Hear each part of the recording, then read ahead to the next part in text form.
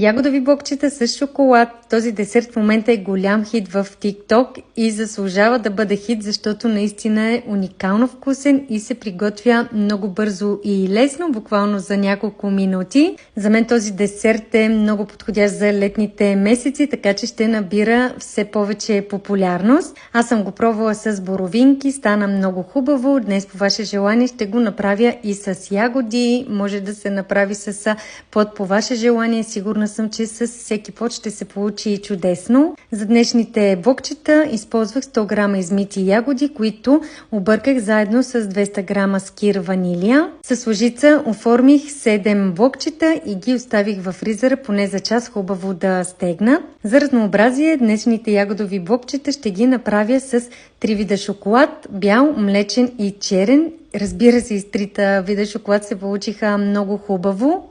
Поръсих всяко блокче и с малко